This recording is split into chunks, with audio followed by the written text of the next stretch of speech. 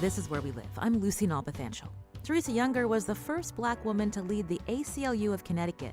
Later, she would become the executive director of the state's former Permanent Commission on the Status of Women.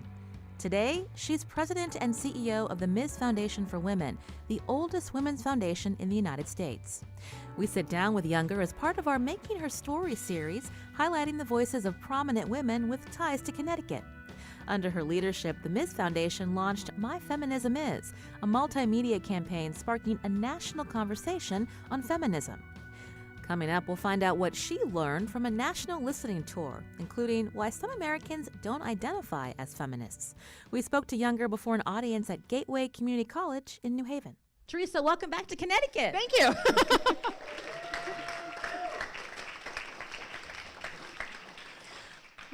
Let's talk about the Ms. Foundation for Women. Mm-hmm. Give us a little of the backstory. So the Ms. Foundation is 44 years old. It was started by 4 friends. Amongst them were Gloria Steinem, Marlo Thomas, Letty Pogren, and Pat Carbine. And they had started Ms. Magazine also at the same time. They assumed Ms. Magazine would make so much money that they would have to figure out a way to give it all away, so they started the foundation. I oftentimes say that we are sisters raised by the same mothers in different houses. So we are not affiliated now with Ms. Magazine and haven't been affiliated with Ms. Magazine in years, although they are the tool for talking about feminist activity and feminist movement and thought in this country. We are the institution that actually funds grassroots movement building led by women and women of color throughout the United States. And we're a public foundation. And we have stayed true to the idea that those 4 founding mothers believed, which is the best things happen at the grassroots level, and we need to trust women to come up with those solutions. And that's what we do. When did you first hear about the Ms. Foundation? How did you get involved? Oh boy. Okay, so don't think wrong of me. I first learned about the Ms. Foundation and Gloria Steinem when I was working at the ACLU, or maybe it was with Women's Commission. I had been invited to co-chair a We Can event, which was highlighting the impact of HIV/AIDS on women in the state of Connecticut. And we believe that we can, as women, put an end to the concept around AIDS in this country and in this state. At the time, Connecticut had the 2nd highest infection rate of black women around HIV and AIDS, and so it made sense, given my role with the commission, that I would do it. And I was very excited, and I was told by the organizers that Gloria Steinem was going to be co-chairing it with me. And I thought that was wonderful. Didn't quite know who she was. I knew she was somewhat famous. I should probably know her. But I went to everybody, some of the people in the audience today, and asked, are you coming to the brunch? Are you coming to the brunch? And I got to a very near, dear friend of mine, and I said, are you coming to the brunch? I see you haven't signed up. Gloria Steinem's going to be there. And she said to me, oh, well, how did you get Gloria Steinem? I said, oh, I don't know. The organization got it. I'm not sure how they did it. And she said, oh, and she said, was she going to speak? I said, yeah, she's speaking. She's going to say a few words. She said, you have no idea who she is. I said, I kind of know who she is. She said, she started the women's movement. Mm-hmm. And I said, well, no one person starts a movement, Betty. It's more than that. It takes a lot of people to start a movement. And she said to me, Google her. And so I did. And I remember, then of course I couldn't put together a sentence to talk to her, right? Because then I was completely tongue-tied. I found the prettiest pink Pepto-Bismol suit that I could ever wear, and met her at the door. And that was my first introduction to Gloria. She has been incredibly kind and generous and giving and everything you would imagine of her since that time. And I just really had an enormous respect for what she was doing. I was loving my work at the commission and thought nothing of it, except that I had Gloria Steinem in my cell phone, which, seemed pretty dreamy. The quote that I heard, you now have Gloria Steinem on speed dial. Yeah. So so some people know this, but I grew up in North Dakota. It is a state. It is in the middle of the country. There are black people there. So I will put all of that to rest for you. And so I oftentimes say I knew more about farming than feminism, and that I thought GS meant Girl Scouts, not Gloria Steinem. And now I will tell you, I know quite a bit about feminism, and GS is in my phone. And so, yeah, it's, I am not what people, I think, perceive when they think of who's leading in the women's movement. What did it mean to you to be a black woman in this position?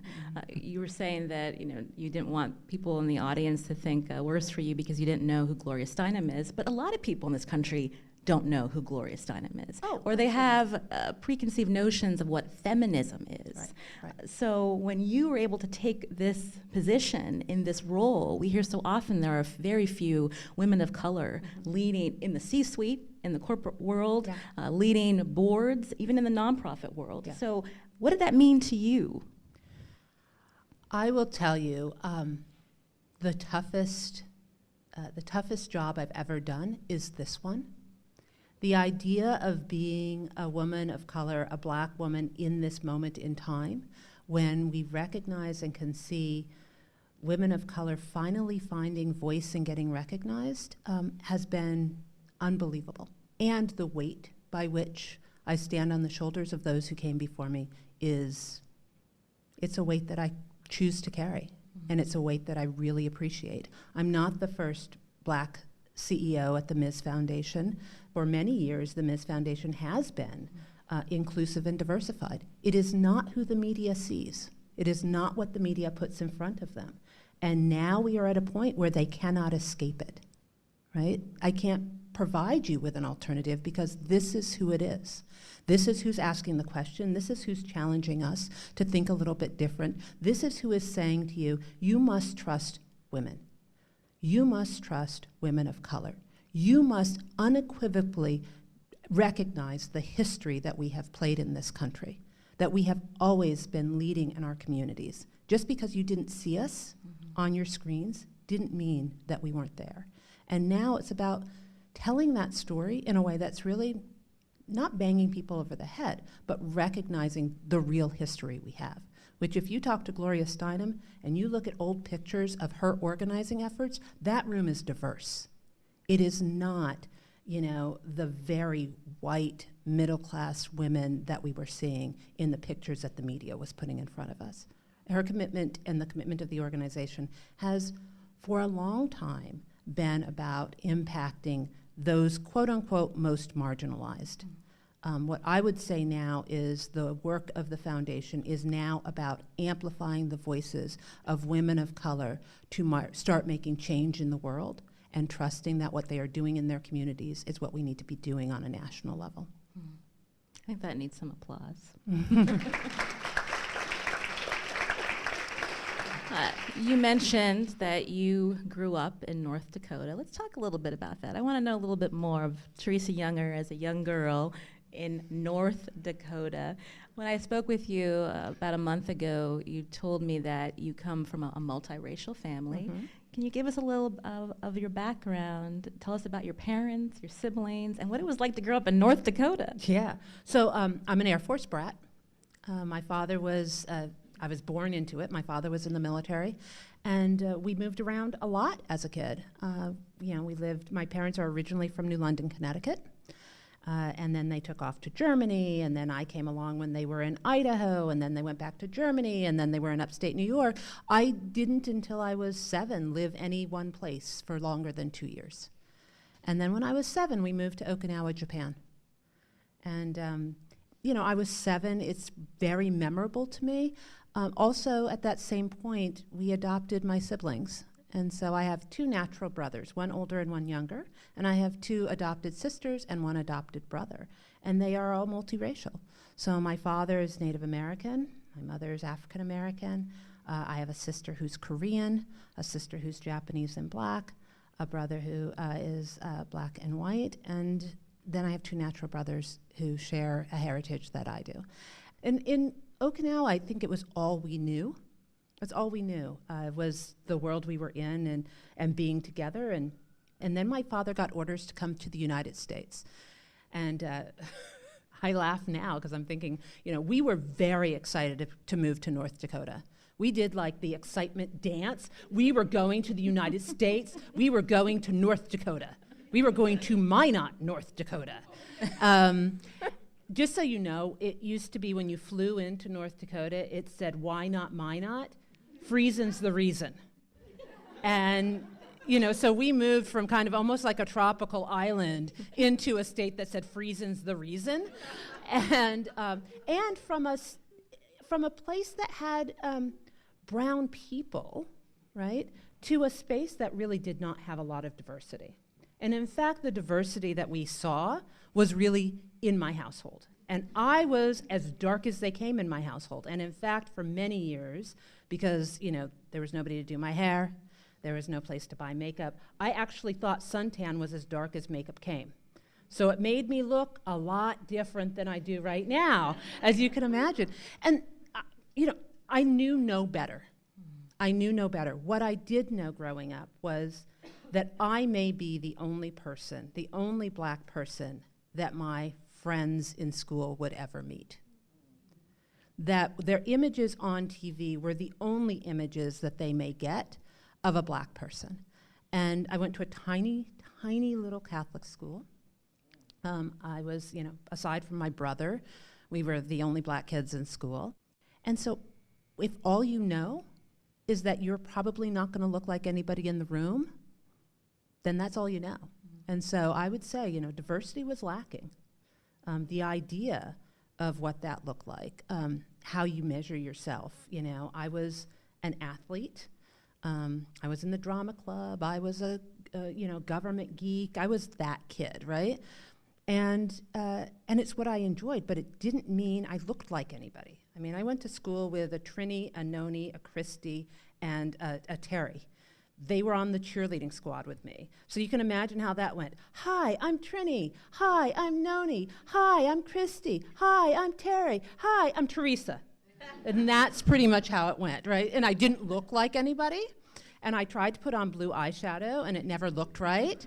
And my hair never did what it needed to do because it wasn't going up in a ponytail, and it wasn't straight, and and I think I had some struggles with identity, more when I left North Dakota and got into spaces that were more diverse.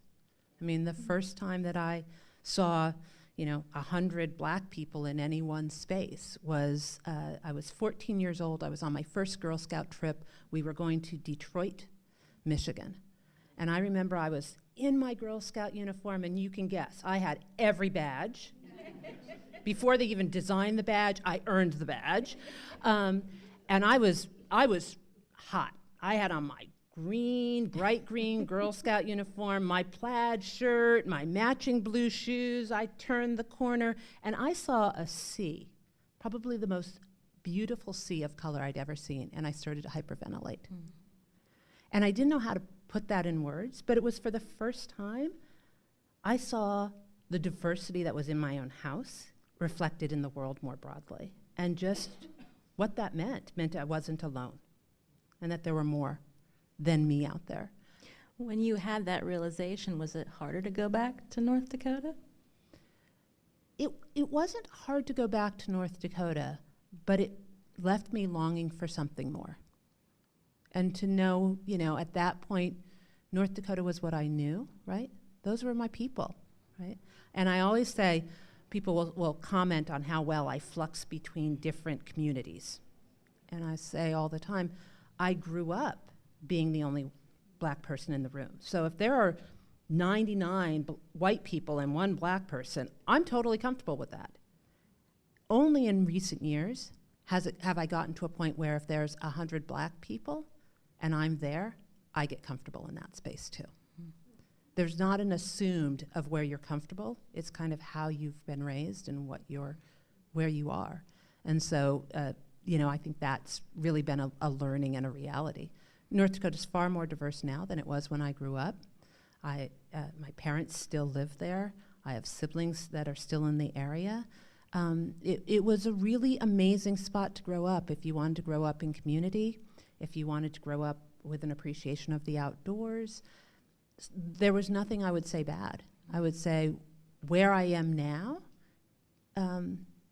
is built on all of those experiences. When would you say that you first experienced discrimination? Oh. I think the first time I called it discrimination probably was in my freshman year of high school, or college, excuse me. I went to the University of North Dakota. It's about 3.5 hours drive from Minot to Grand Forks. It's a long, straight road. There's nothing exciting about it except that you know all the diners. You know, you always went to the same diner in Devil's Lake. Everybody went to the same diner in Devil's Lake. My father had been retired from the military maybe a year. He had let his hair grow long. He had it in a ponytail. And I think I never paid attention to the discrimination or things that were said to me. I don't know that I tuned into it. But we stopped at this diner that I had eaten at, bought snacks at 100,000 times. And we sat down and ordered our food. And the waitress came over and I said, she said, "What are you having?" And I said, "Oh, I'll have, some coffee and some eggs." And she said, "Okay," and she walked away. And she didn't take my father's order. And she came back, and I said, "Well, he'd like to have coffee too." And, I was a little annoyed. And I said, "Are you going to take his order?" "Well, yes." So she took his order, and she walked away. And she was about as rude as I had ever experienced anybody being. And I remember getting in the car and saying, "Well, that was really weird." And he said, "Racism is racism, but here it's racism against Native Americans. That's blatant. What you were called when you were, in high school, if you were playing basketball and somebody wanted to say something to you, or how you were described in the newspaper article about, what you said or what you did, one might say that was racism. But the blatant racism in North Dakota was around Native Americans. And when he let his hair grow long, he looked Native American because he was. It was like the epiphany, was the eye-opening. Unless you fully experience it, you don't recognize it. And people can tell you all the stories, but it's just not happening to me. I live in North Dakota. I live in Minot. We live in town. We go to the farm in the summer. Like, it wasn't happening to me. And when I stopped to reflect on it, yeah, it happened. It was happening to me all the time, and I didn't really recognize it. And then it was blatantly happening, and it definitely heightened a level of my own awareness. So you noticed it more often after that? A lot more often after that. Mm-hmm. A lot more often. And, you find your voice. When something doesn't sit right, you start finding your voice about how do you ask the question? How do you challenge the circumstance? And I think one of the things that I have learned to do is to ask the question and to challenge the circumstance that doesn't have everybody totally uncomfortable every step of the way. But to ask it in a way that says, like, did you really mean to say that? Can I ask you a difficult question? Because I think people are so unaware of their own biases and their own, what they are seeing and what they are assuming, that people get a little lost in it. I mean, it's simple stuff. So how often growing up did I hear, "Wow, you're so articulate." Yeah. Right? "Oh, your teeth are so white." I mean, if you think about what compliments were given, right, and how they were structured, I mean, why wouldn't I be articulate, right? Why, if I have gone to college and I was a pretty good student in high school, why wouldn't I be able to put together a sentence, right? Why wouldn't I be advocating the way around issues that are important to me, right? If I brush my teeth every day and I don't smoke, then why wouldn't my teeth be white, right? There are little tiny things that you have to challenge people's norms around. And growing up in North Dakota, what I will say is I learned to challenge people's norms about what they thought they were saying and what they really were. How do you do that? Especially these days, we hear so often about how everything is so divisive, and it's easy to let your emotions sometimes get carried away. But it's important that if we want to talk to each other, we have to be civil. So we have young people in the room. What's your advice to them on challenging someone's perception of them without it getting hostile? Wow, that's a really good question. I always function from the place of forgiveness and lack of knowledge. And that if you function from that space, then you can go in with a genuine learning. Like, to assume anybody's background, to assume anybody's information is the wrong thing. Unless you are them, you do not know their story. So before you can, if you want to raise a question or challenge a circumstance, function from the spot that you actually don't know the story. And do it from a place of inquisitiveness. Do it from the place of question so that you can have greater understanding. Because people make assumptions about people all the time, right? We sit in front of people, we have our hair one way, we have our clothes one way, we speak one way. People make assumptions all the time. You don't know people's story. And so I function from that space. I function from the space that I am here to learn. And I'm asking the question because I genuinely want to hear your answer, not because I want to excoriate you in the process. So I say, you have to ask questions. You have to challenge the circumstance. That's what we've got to do. That's the obligation that we have in this country. But we can do it not from a lecturing standpoint, but much more of a place of inquiry. Where do you get your confidence, Teresa? Who were your mentors growing up?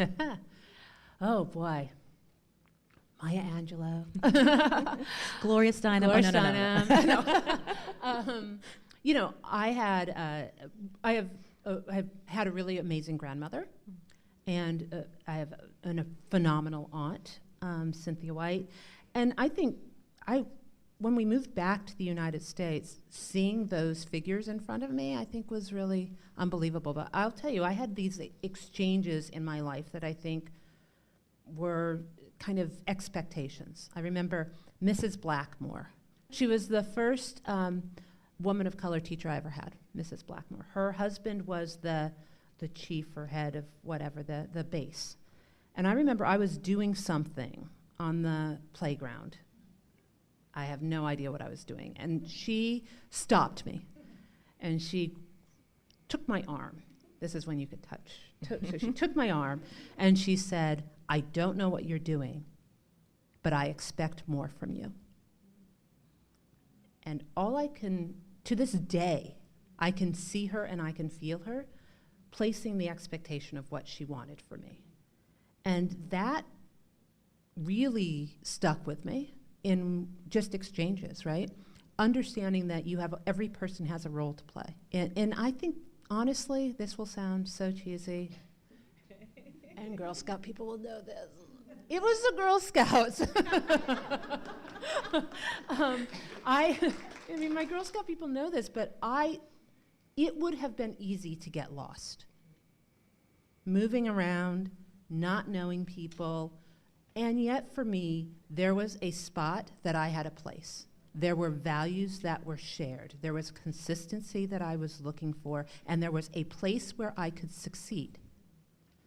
So with all of I wasn't the smartest kid in school, I wasn't the best basketball player, I wasn't the best volleyball person, I wasn't the fastest runner, I wasn't the smartest strategist. What I was I could achieve something and the goals that I put in front of me if I was thoughtful and inclusive and challenged myself to do them. And I think in a number of ways, because I didn't grow up privileged. We didn't have money. I didn't just get to travel because I got to travel. I traveled because I sold enough Girl Scout cookies, right?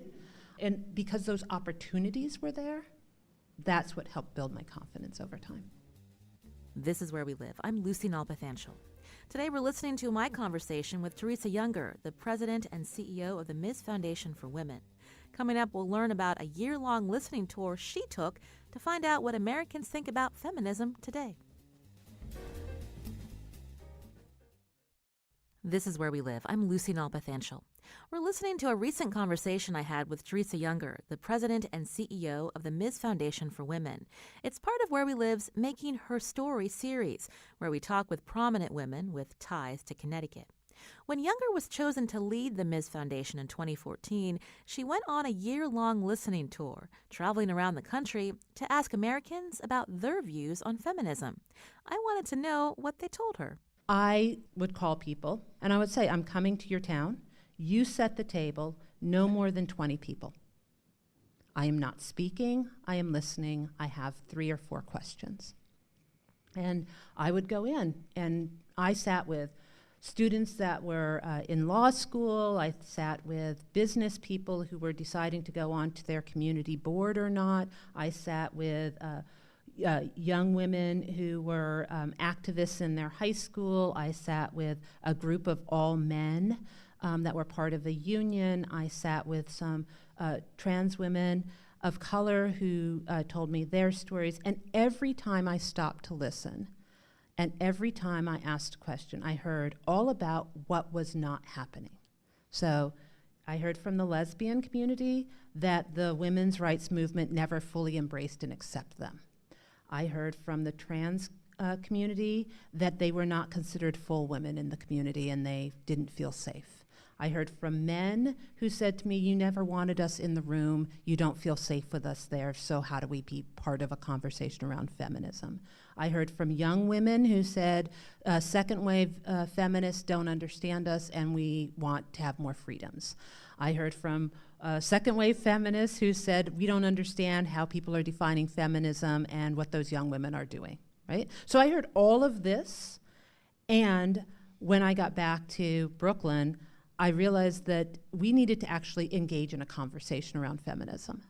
And many people said to me, that's wasted time and space. We don't know what you're doing. And we did a whole awareness campaign called My Feminism Is. And we started a conversation around what is your feminism? And we defined it. And we defined it slightly differently than how others were defining it. How did they define it? The people that you were encountering, what they thought feminism. So what was interesting is people didn't necessarily have an understanding. We tested it. They didn't really, it was women's rights. It was equality. It was all of these things. And yet, when we gave them the definition, do you believe in the value of the social, political, and economic equality of all genders? Of all genders. 86% of people would agree that value was important to them. When we asked them, do you consider yourself a feminist? 16% of those same people would agree. When we asked the question, do you agree that if we told you that feminism is the social, political, and economic equality of all genders, would you then consider yourself a feminist, right? So then we started breaking out what's the difference between how you define yourself and the principle of feminism, right? What's the difference between the two? And that engaged a real conversation. And we broke out of gender binaries. So instead of saying what Webster Dictionary says, right, full equality for men and women, we said all genders. We could have said all people, but we said all genders. And so it broadened a conversation. We included not just economic empowerment, which is where people really always want to go, which is to a conversation around money and the economic empowerment of women. This was the social, political, and economic, right? So this was a 3-part series. This is like, how do you get there? And as I say today, well, we can talk about the social, political, and economic equality of all genders. I was not talking about empowerment. I am not talking about how we will give people power. That's what when you empower somebody, you give it to them. I'm talking about how we stand in our power. So there's some slightly different nuances to the language that we use, and it engaged a conversation about inclusivity as opposed to where people were not, right? And it allowed us to start asking the question, who's missing from the table? Whose voices are we hearing? If you watch the whole video of My Feminism Is, you hear from men, you hear from lesbian women, you hear from trans people, you hear from people with disabilities, you hear from young voices, you hear from older voices, you hear all of the voices that are truly inclusive of how we get there. And that was really important. Now, that was 3 years ago. The word feminism was Merriam-Webster's #1 word last year. So if you put those pieces together, was Teresa Younger and the Ms. Foundation the start of a conversation around feminism? No. But did we challenge the question of the norms and how often that word was being used? And did we embrace it? Absolutely. Because the question was, should we change the word? If feminism isn't seen as inclusive, do we just change the word? And I said, no, you just re-embrace it. You redefine it, you re-embrace it, you challenge it, you go that route. And I feel like that's where we are today. And you know, it's a strategy, it's a way to get there. I don't think I'm supposed to have the solutions. What I'm supposed to do is challenge the narrative. So people may not feel comfortable calling themselves a feminist, And but you they don't have to. support the feminism movement, equality for all genders. That's what you're finding when you talk with people. So I would not say feminism is a movement. What I would say is you get to define yourself however you want to. If we can agree on the value, which is what I think we oftentimes, feminism as a value, that's important to me. Now, if you don't choose to define yourself as a feminist, I do not get to put that on you. But if you agree with this value, then we can start a conversation. And if you don't agree with this value, then you need to tell me why. What is wrong with this value statement? And part of it is, you know, getting people to even acknowledge that there is this language. And we have it has been so co-opted with an image of what it's not, right? If you're a feminist, then you don't like men. If you're a feminist, then you're not this. If you're a feminist, right? Actually, no, right? If you're a feminist and you believe in the root word as feminism, and then you can be part of this conversation.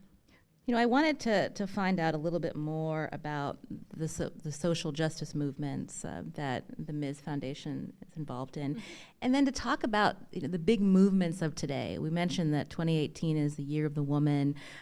We know that the past few months have been really striking in the history of this country. When we look at the Me Too movement, Time's Up, people are being held accountable for their actions, and do you feel like there's a real shift, that this can continue?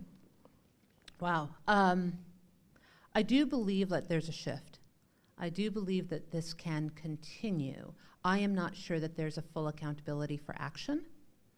So I would just, put that out there. I think this is a unique time. 2017 was not the dumpster fire that it felt like it was, or at least I felt like it was. I felt like lots was coming at me in the 24-hour news cycle. I could barely catch my breath.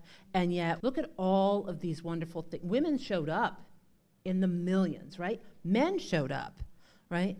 We had people getting elected, people running for office, people asking questions, more stories getting written. They all stacked on to each other. So I think that's all good. I think, unfortunately, in some ways, we still think that women are supposed to be providing the answers. And so we've said, oh, well, the Me Too movement, women are now empowered, and they're telling their story. How many of you know actually how the Me Too movement started, right? So those who are unaware, the Me Too movement started so that young black girls did not have to tell their stories about sexual abuse. All they had to say was Me Too. It was a simple way of acknowledging a presence in the room. You didn't have to go through it all. So the Me Too movement that we see in front of us today is not that which it started, right? So I think we have to know our own history, but in that space, it's not incumbent upon many of us women to stop being sexual harassers, because we're not that. This is about changing male behavior. This is about defining levels of respect. This is about objecting and recognizing what is going on in our culture around the hypersexualization of women and the acceptance of what that looks like in every form, whether it's, the reporter who's telling you the story or somebody who's on the football field. This is about a broader conversation, and I'm not sure in just outing people that we are getting to changed behavior. And in the level of accountability, I would also question how many of those men who have been fired are walking away without any money in their pocket. I mean, let's talk to Harvey Weinstein and Matt Lauer. I mean, these men they might be embarrassed, but they're not impoverished. And when you are the victim and a survivor of sexual harassment, sexual assault, any aspect of that, you can end up impoverished when your spirit and your soul is broken, right? You have to be a survivor in order to walk out every day. There are women who are often survivors, but these men, whether they lost their job and they got embarrassed, they're not impoverished. Their spirit has not been broken. They've been called out on poor behavior. They've been called out on unacceptability. And so when we talk about like where we're going and what we're doing, yes, women's voices need to be heard. We need to take responsibility for what we can take responsibility for. We need to be engaged in conversation. We need to raise young women and young men with an understanding of what respect looks like, what terminology looks like, right? And we're at a very different point in our history to have that. We can't hold everybody accountable for what happened 30 years ago. We need to hold them accountable for where we are as a society today and how much of our societal wealth has been lost because of that poor behavior in the past. So, I mean, I'm encouraged. I mean, I do. I look and I see amazing young people. I see amazing old people. I see amazing people my age, which is kind of old, but not really, who have found their voice. I'm an optimist, but I will tell you, this is an amazing time. And I completely think that we are heading in the right direction. I don't think that we will see this time duplicated for a long time. But I think we have to do this in order to get to the light at the end of the tunnel. We mentioned that 2018, again, is being called Year of the Woman. So many women becoming more active in the political process that are signing up for the candidate schools. Patricia Russo's here from the Yale Campaign School. People are engaged and they want to make change. Do you feel, though, that depending on how the midterm elections turn out, that people might lose that drive? Oh, I don't think so. I mean, like I said, I'm an optimist. I don't think that electoral politics is the only way that we change society. I think it is a way. And I think we need women and like-minded men to be running on every level. School board, dog catcher, right? Finance board, town council, county councils, all of those. I think we need to have women running for them. I also think that we need to have them on their church deacon boards and in their temples and in their synagogues holding levels of leadership. And I think we need to recognize that women's voices and how we use our positional power within our homes does make us leaders and women and people of power. We've had many years of the woman. They come in, they go. I think we need to have like the lifetime of women doing and being recognized for the work and the leadership that they are doing and being. And we do not know them. The good thing about the Ms. Foundation is that I meet women who are doing the work in their communities that nobody ever gets to meet, and they are as impressive as any woman that could get elected to office. They are as committed as any person that's looking to make change happen. And so I think, as exciting as it is to see more women running for political office than we've ever seen, to see more women winning, to see women showing up at the polls, to see what we're going to do with the midterm and beyond, I also recognize that we're just getting ourselves a little bit more organized. And this is just the first step in what I think will be pretty impressive. And we don't know who the next rising star is out there. If we think we know, then we don't know enough people. This is Where We Live. I'm Lucy Nalpathanchel. Teresa Younger was a recent guest of our special series, Making Her Story, where we speak to prominent women with Connecticut ties. Younger is president and CEO of the Ms. Foundation for Women. We spoke to her last week at Gateway Community College in New Haven. After the break, Younger answers audience questions, including how should women engage more men in conversations about gender equality? That's coming up.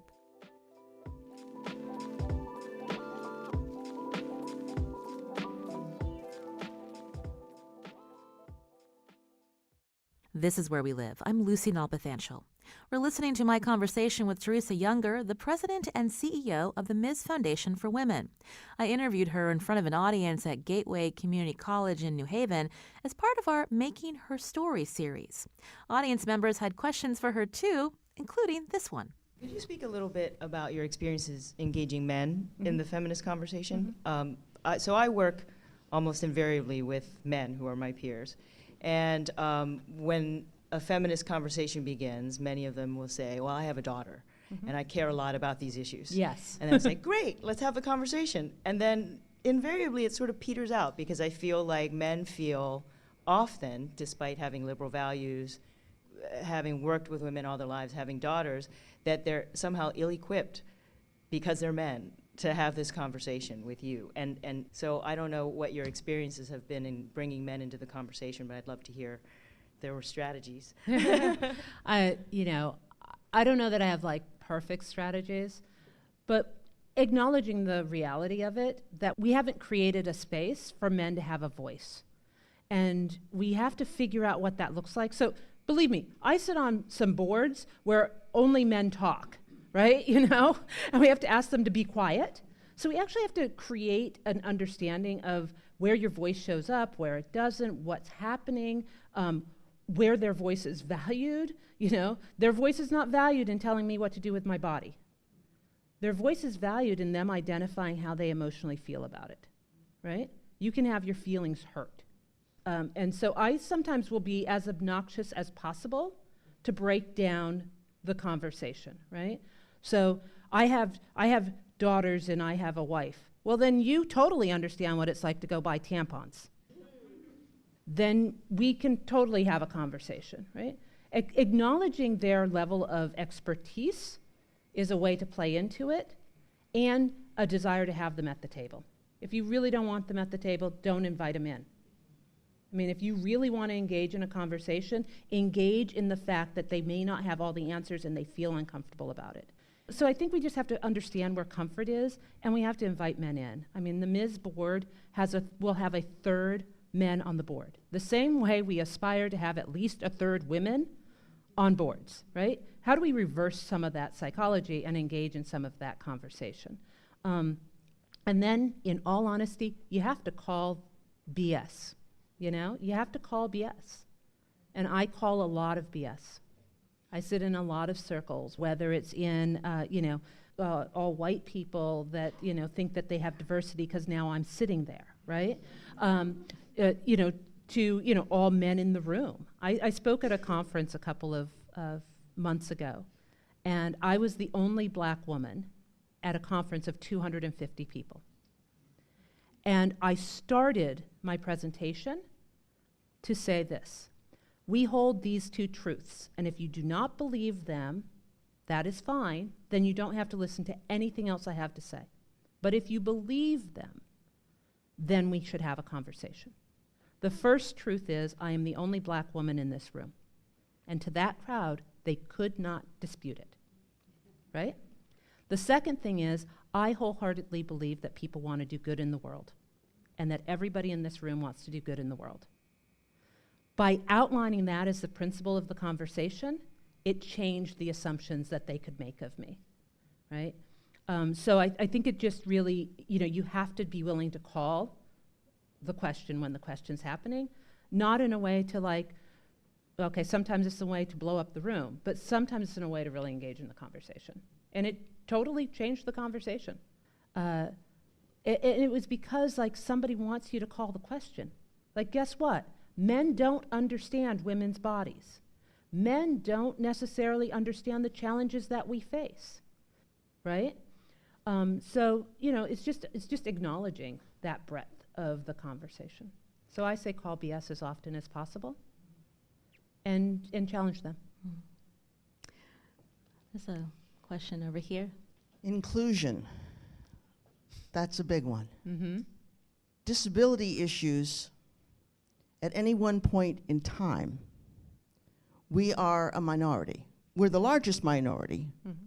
The thing is this, that if you look at human lifespan experience, we're actually a majority experience. Either you have a disability you're born with it, or you acquire one, or if you live long enough, you will certainly have one, trust me about that. So why are we so excluded? What is this about? Some people here may know the term ableism. It goes along with the other isms, racism and sexism and all classism and all that other stuff, right? And my personal feeling about the situation here is I would love it to come to a place where the stage is accessible always. But mostly they're not. Why? The other side is something that not everybody has even heard this term, disabiliphobia. Mm-hmm. You are doing such a wonderful job on so many different levels. Do more with disability. Mm-hmm. Help to promote it more. Respond to that. So, first off, we've known each other for a very long time. She calls my BS a lot. On this, I will say, when I got to Ms. and we started asking the question, who's missing from this table, it became very clear who was missing from the table. And we have been very intentional about making sure that we include multiple voices of people with disabilities. And in fact, every media campaign we have done and every table we're sitting at, we are asking that question.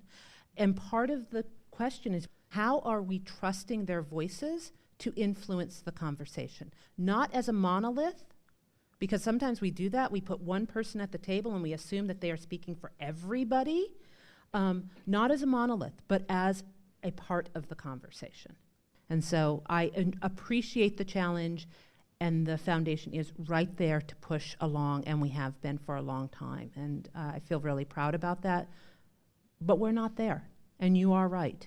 There is a very big spectrum of who we see with people with disabilities and who we don't, and how we engage that, and what that needs to look like. And there's going to be many more battles in that space, because the Affordable Care Act, however you stand on it, would have been completely annihilated had it not been for the disability community. They were willing to put their bodies on the lines for health care for everybody in this country. And I think we forget that. Again, there's some students in the room, and they may be looking at you right now. They and are. Wondering, and wondering, I want to be Teresa Younger when I grow up. Oh, goodness. What's your advice to them? Don't be Teresa Younger. No, don't be Teresa. Be you. And do it your way. This is not about how it's supposed to get done. So if that means, everybody goes right and you go left, because that's what feels comfortable to you, then go left. And if everybody goes left and you go straight, go straight. Do what helps you get the most experiences in your life. You can't talk to one adult in this room who thinks that they are 100% what they think they were going to do or be. You just don't know. You don't know what opportunities are going to open up for you. And you make decisions that fit your gut. Take advantage of what comes in front of you, but be you. Be you in the biggest, baddest way you can be. And don't apologize. Can you remind us of that quote that you have when you wake up in the morning? Well, yeah, so my favorite quote is, be the kind of woman that when you wake up in the morning and your feet hit the ground, the devil says, oh, she's up. Teresa Younger, thank you so much. Thank you. That was Teresa Younger, President and CEO of the Ms. Foundation for Women, speaking with me at Gateway Community College as part of WNPR's Making Her Story series. Our next Making Her Story will be Tuesday, April 3rd at the University of St. Joseph in West Hartford. I'll be speaking with retired FBI agent Sheila Horan. I hope you can join us. More information on our website at WNPR.org. I'm Lucy Nalpathanchel. Where We Live's produced by Lydia Brown and Carmen Baskoff. Special thanks to Joe Koss, Sherry Parr, Mike Dunphy, Beth Messina, Katie Tolarski, Carlos Mejia, Garnet McLaughlin, Carol Pompano, and Gateway's EdTech team. Thanks for listening.